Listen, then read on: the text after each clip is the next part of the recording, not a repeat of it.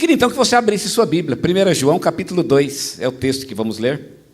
Vamos ler a carta de João, ali no capítulo 3 dessa carta.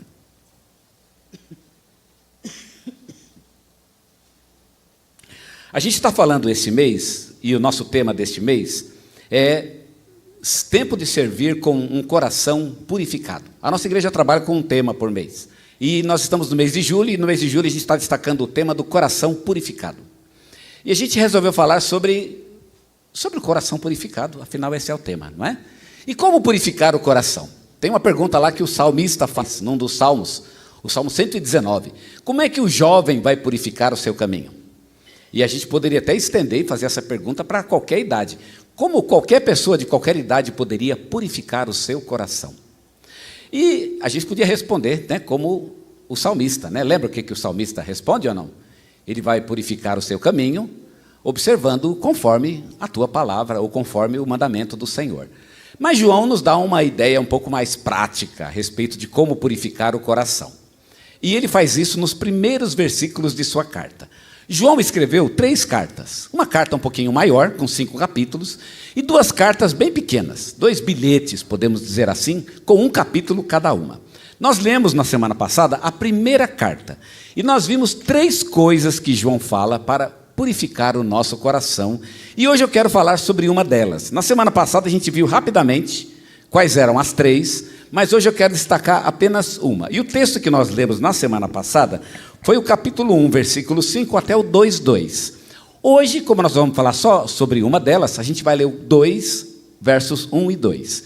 Então o texto dessa noite é 1 João, capítulo 2, versículos 1 a 2, tá bom? E eu vou explicar direitinho para vocês essa história de quais são os recursos que Deus tem para purificar o nosso coração. Mas vamos ler o texto primeiro. Diz assim João, capítulo 1, 1 João, capítulo 1, versículos 1 e 2. Meus filhinhos, eu vos escrevo essas coisas para que não pequeis. Mas se alguém pecar, temos um advogado junto ao Pai, Jesus Cristo, o justo.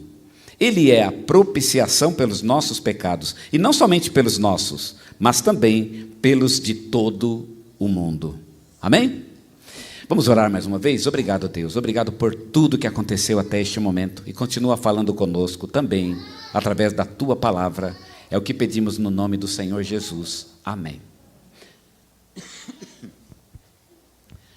Eu tinha dito na semana passada que todo servo e todo filho de Deus tem um problema. É o pecado. E João começa falando sobre esse problema, um grande problema, inclusive, que é a falta de sintonia que existe entre nós e Deus. João começa a sua carta no capítulo 1, no versículo 5, dizendo: a mensagem que dele, ou seja, de Deus, ouvimos e vos anunciamos é esta: Deus é luz e não há nele treva nenhuma. Então observa que João começa de uma forma muito tácita e muito incisiva. A mensagem que nós ouvimos de Deus, e não existe outra, é essa: Deus é luz. E, portanto, não existe em Deus nenhuma treva. Eu podia perguntar se tem alguma treva na sua vida, né? E eu acredito que, se você for pensar bem, talvez existam algumas trevas na sua vida. Não vou dizer que a sua vida seja uma treva completa, mas nós sempre temos alguma coisa no nosso coração que a gente realmente não gosta. Eu tenho coisas em minha vida que eu não gosto. Há detalhes em minha vida que não me agradam. E eu tento me livrar deles, tento ter um relacionamento melhor com Deus, tento me livrar do meu pecado, das minhas imperfeições, das minhas limitações, mas elas estão sempre lá. Eu vejo que existem coisas em mim que eu chamaria de trevas. Elas não pertencem àquilo que eu chamaria de uma luz, ou seja, uma vida íntegra, integral, onde eu estou 100%, né, no caminho do Senhor, andando com a consciência tranquila de que todos os detalhes da minha vida estão seguros com o Senhor, porque, na verdade, alguns realmente não estão. Existem muitos sentimentos que eu não gosto dentro de mim, mas eles estão sempre lá. João reconhece isso. Ele sabe que, por um lado, Deus é luz, e ele disse isso no versículo 5, Deus é luz, e não há em Deus nenhuma treva. E ele reconhece também que, do lado humano, a coisa já não é tão bonita. E ele diz lá no versículo 8, se dissermos que não temos pecado, então estamos mentindo. Se você disser que não tem pecado, você está mentindo, é o que João diz. E aí João agora tem um grande problema, que é conciliar as duas coisas. Todos nós somos pecadores, por um lado, e Deus é luz, por outro lado. Como é que a gente vai conciliar? Né? Como é que a gente vai ter um relacionamento com Deus, que é uma plena e completa luz, sendo nós pecadores? Como fazer isso? Como é que Deus aceita isso?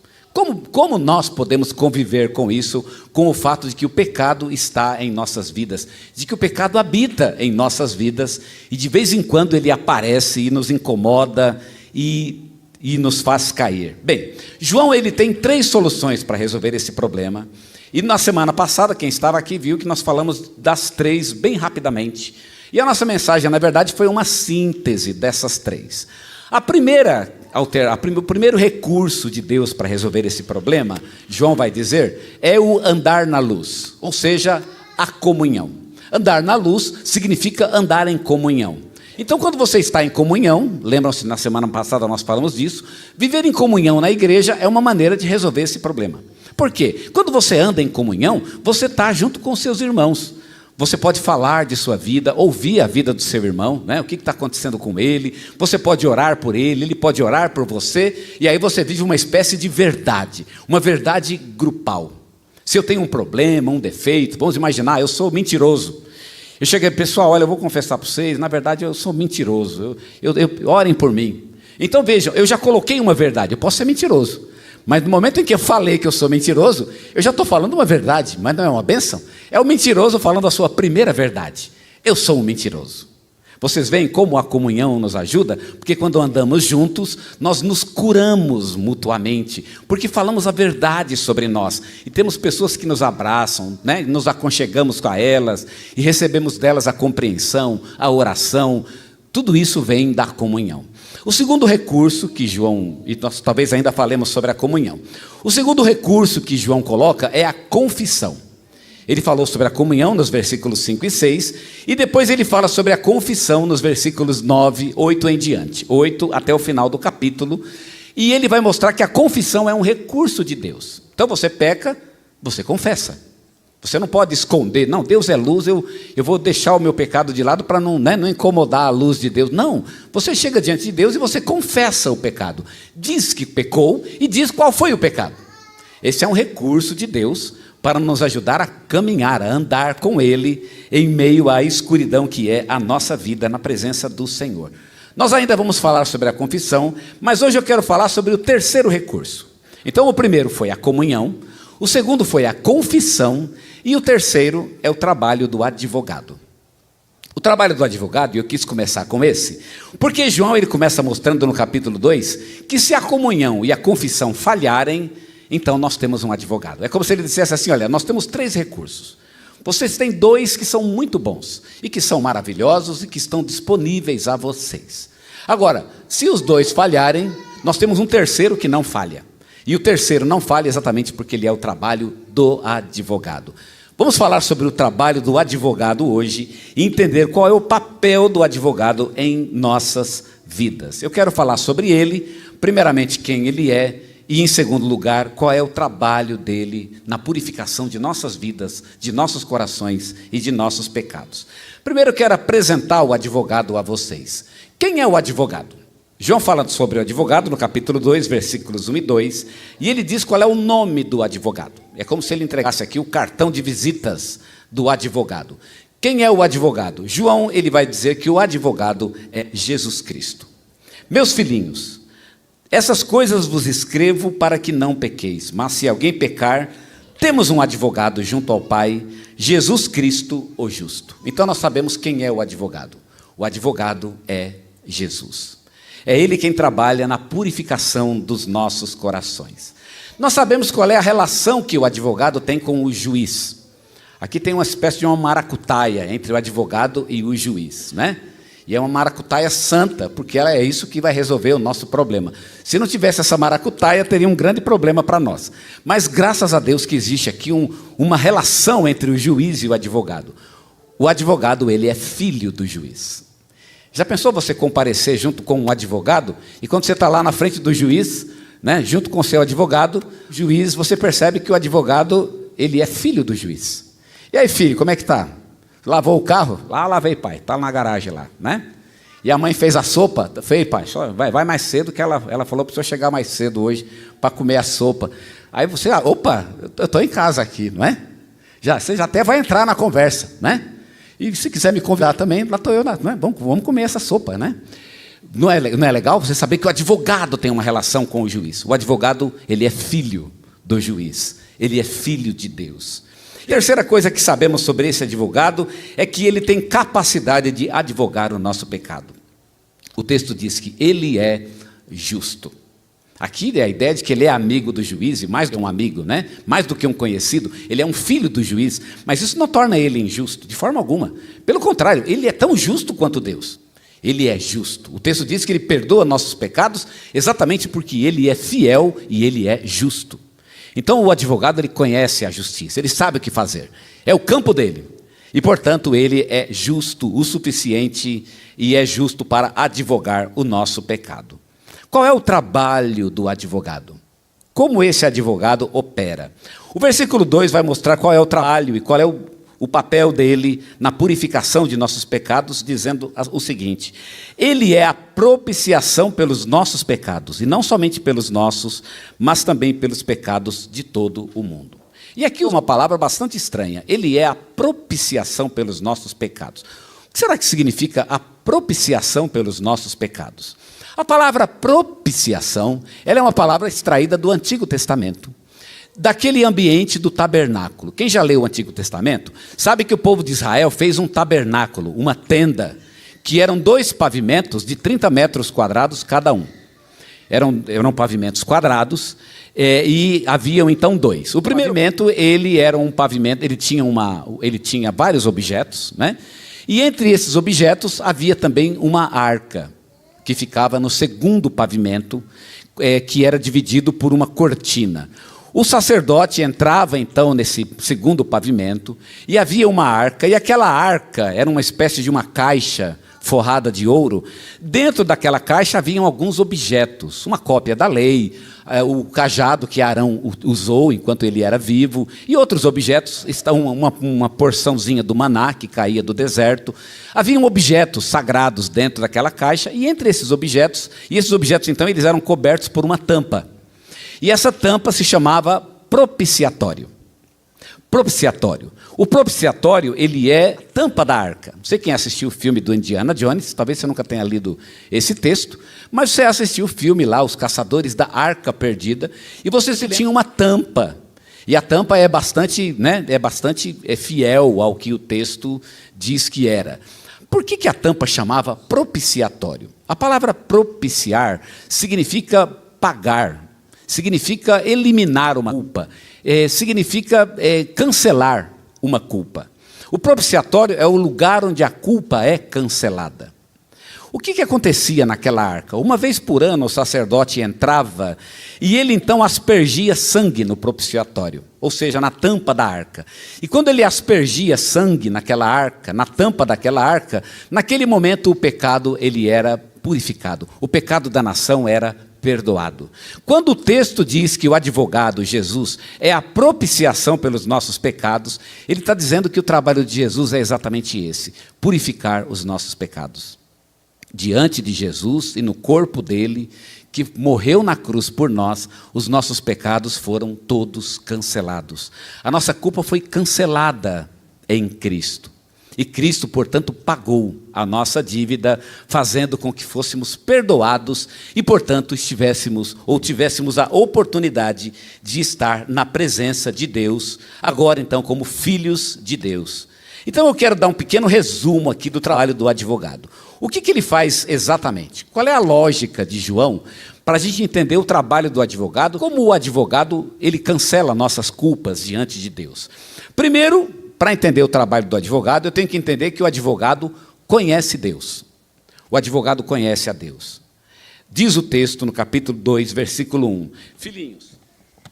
Filhinhos, essas coisas vos escrevo para que não pequeis. Mas se alguém pecar, temos um advogado junto ao Pai. Junto ao Pai. Observe a expressão, temos um advogado junto ao Pai. Ele não é só um advogado, ele é um advogado junto a Deus. Ele está lá perto de Deus. Ele está assim com Deus, ele anda com Deus. O advogado, ele tem uma relação com Deus, uma relação de intimidade, de amor. O advogado, ele é um advogado especificamente para com Deus. E quando o assunto é relacionamento entre você e Deus, o advogado, ele é perfeito. Ele é o advogado para com o Pai. Aproximar-se de Deus através de Cristo é o caminho certo, porque ele é o advogado para com Deus. Segunda coisa, nós sabemos então que esse advogado, primeiro, ele conhece a Deus, mas o advogado também conhece a justiça de Deus. Ele é justo, diz o texto. Se alguém pecar, ele disse, eu vos escrevo para que não pequeis, mas se alguém pecar, temos um advogado para com o Pai, que é Jesus Cristo, o justo. O próprio advogado é justo. Ele próprio não apenas conhece a lei de Deus, e ele sabe tudo sobre a lei de Deus, ele sabe tudo sobre quem é Deus, o que Deus gosta, o que Deus não gosta, aquilo que desagrada a Deus. A gente às vezes não se entende muito bem com isso, né? Será que Deus gostou disso? Todo mundo já fez essa pergunta, né? Será que Deus fica feliz com isso? Pois é, o advogado sabe tudo. Tudo que agrada ou desagrada a Deus, ele sabe perfeitamente. Em que medida Deus gosta ou desgosta de alguma coisa, ele sabe tudo, mas é mais do que isso. O advogado, além de saber tudo, ele também é ele próprio justo. Ele próprio anda na justiça de Deus. Tem muito advogado que ele próprio não cumpre a lei que ele mesmo defende.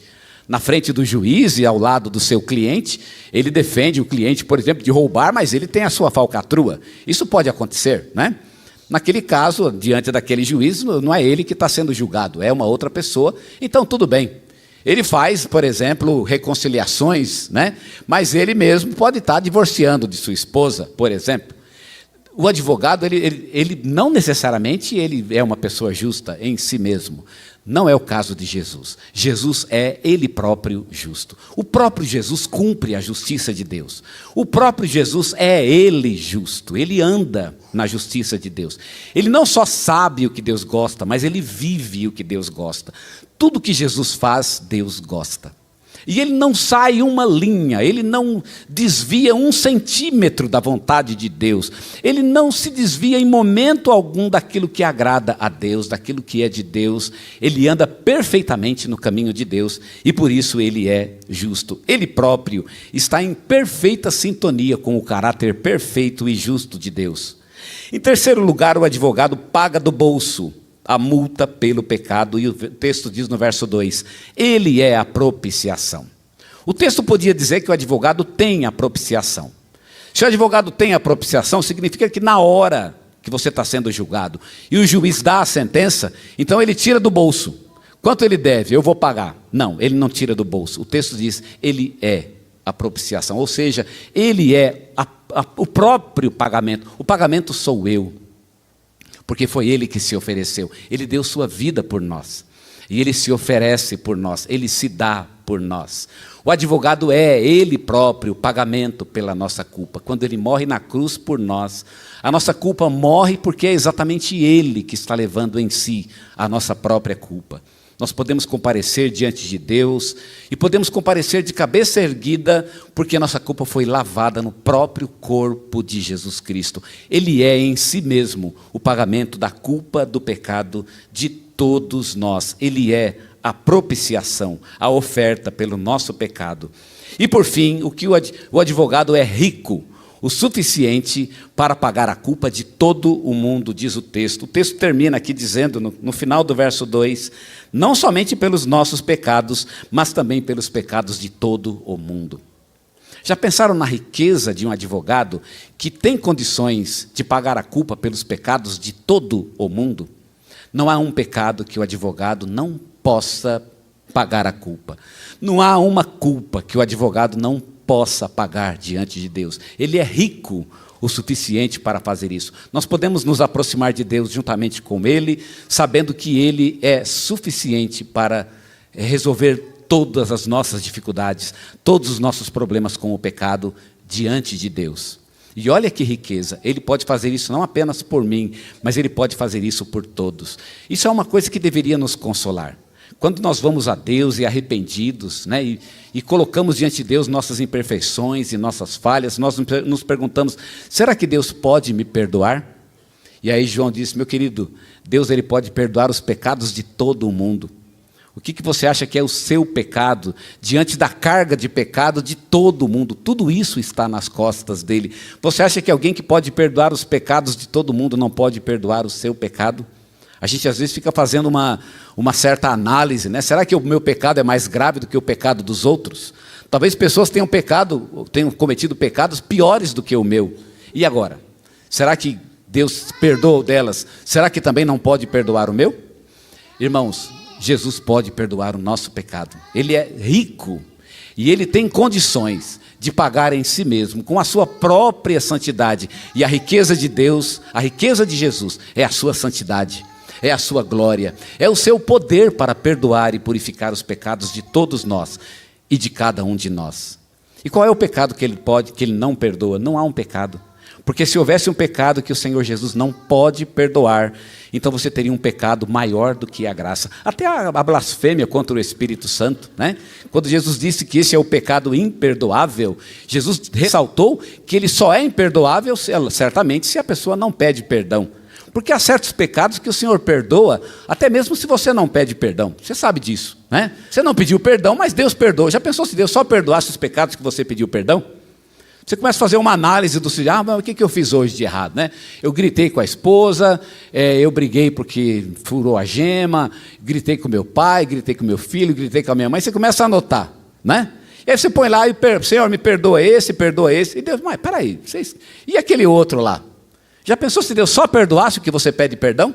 Se Deus só perdoasse o que pedimos perdão, muitos dos nossos pecados ainda estariam sobre nossas costas. Deus, não.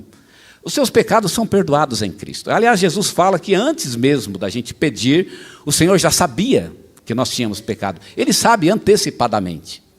Mas Jesus fala sobre esse pecado lá em Mateus, a blasfêmia contra o Espírito Santo. E que nós precisamos pedir perdão por esse pecado particularmente. E não vamos entrar aqui no mérito do que isso significa, mas a lição de Jesus é, esse pecado ele só é imperdoável até que a pessoa se arrependa. Porque no momento em que você se arrependeu, você encontra o perdão de Deus. Não pode haver um pecado maior do que a graça. Se houvesse um pecado maior do que a graça, então você teria que diminuir a graça. Não diminua a graça. A graça de Deus ela é ampla, ela é abundante. A graça de Deus é maior do que o nosso pecado. Não há pecado que a graça não possa perdoar. Esse é o trabalho do advogado. Nós aprendemos hoje o que o advogado faz para purificar os nossos corações. Nós vimos que ele conhece Deus e conhece a justiça de Deus. Nós vimos que ele próprio é justo e, portanto, ele próprio está em sintonia com o caráter perfeito de Deus. Nós vimos que ele paga do bolso o pecado em si mesmo, em seu próprio corpo, e vimos que ele é rico o suficiente para pagar o pecado de todo o mundo. Não importa como seja a nossa vida, ela pode estar uma bagunça. E a gente foi que construiu isso. Toda essa desunião, a bagunça que nós somos, fomos nós que construímos. Pois muito bem, Jesus está lá para purificar. Ele está lá para resolver. Ele está dizendo, não, eu não vim aqui para acusar você, eu vim aqui para defender. Jesus veio hoje para defender a mim e para defender a você, e Ele quer limpar o nosso pecado.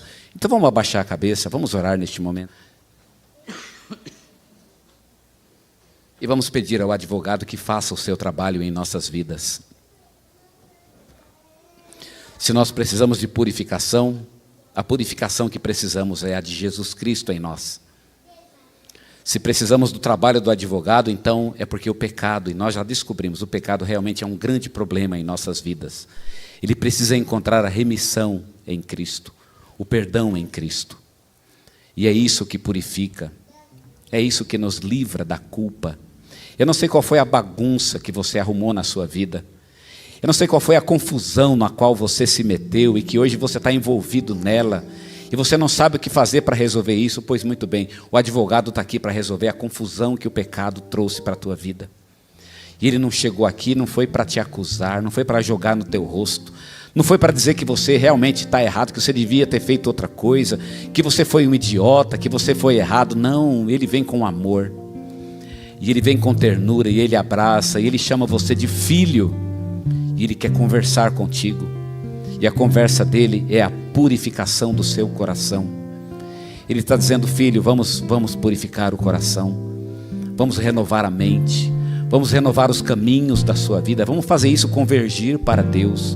Esse é o nosso advogado. Todos nós precisamos dele. Ele é o nosso amigo. Ele é um amigo leal. Ele é fiel, fiel para nós. Ele nunca nos desampara, nunca nos deixa. Ele está conosco. Não importa se nós tentemos fugir dele, ele vai ao nosso encontro, e ele busca, e ele abraça, e ele ama. Ele se inclina para nós. Ele se inclina para nós. Há uma música que gosto muito, que fala da obra de Deus em nós, e que diz que Deus entrou através do seu Filho Jesus Cristo no nosso coração, como quem entra num abismo escuro. Ele entrou num abismo escuro, ele curvou-se em nossa direção e nos estendeu a mão, e ele disse: aquele que eu amei um dia se tornará naquilo que sonhei. Talvez você não seja hoje aquilo que Deus sonhou, mas Jesus veio para te dizer que você vai se transformar nisso. O advogado veio para te defender diante de Deus, e nessa noite, se você se render a Ele, o trabalho do advogado vai purificar, limpar a sua vida de todo o pecado, renovar o seu coração, tirar aquilo que não agrada a Deus e colocar no seu coração aquilo que é da vontade de Deus, aquilo que agrada ao Senhor. Confia no advogado, renda-se ao advogado, ceda aquilo que ele está fazendo hoje, ao trabalho que ele está operando hoje. E eu quero dar essa chance a você, quero dar essa oportunidade. Talvez aqui todos já tenham feito essa decisão, mas talvez você nunca a fez, nunca entregou sua vida ao Senhor Jesus. Talvez você nunca pensou que o seu problema na verdade era um problema com Deus. Mas nessa noite você aprendeu: na verdade o meu problema não é com meu marido, não é com o meu filho, o meu problema não é com o meu vizinho, com o meu patrão, o meu problema não é com governos, não é nada deste mundo. O meu problema é para com Deus. Eu tenho que me acertar é com Deus.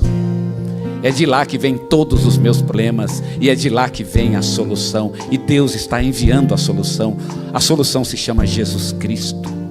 Ele é o advogado. Ele está nos enviando seu próprio Filho para julgar a nossa causa, para pagar a nossa culpa, para remover nossas imperfeições e limitações, para tirar de nossa vida aquilo que nos afasta de Deus.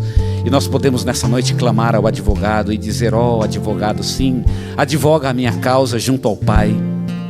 Vamos conversar com Deus, vamos renovar, purificar a vida. Clame ao advogado. Ó Jesus Cristo, venha nessa noite, ó Pai, venha aos nossos corações. Venha fazer tua obra, Senhor. Nós temos o desejo de servir ao Senhor, e o desejo está lá. Temos o desejo de sermos melhores para Ti, ó Deus, mas o pecado está lá. Então, advogado, faz a Tua obra em nossas vidas. Advoga a nossa causa junto a Deus e torna-nos dignos de estar na presença do Senhor.